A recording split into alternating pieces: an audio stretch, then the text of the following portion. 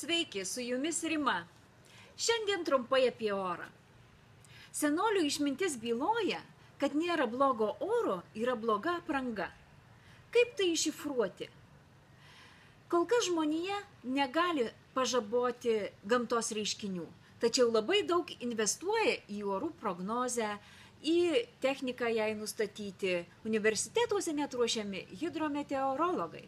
To dėka mes galime nuspėti, koks bus ateinantis oras ir pagal tai paskirstyti savo laiką.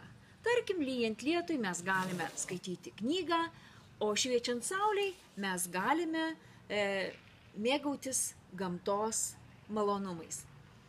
Šiandien yra puiki rudeniška diena.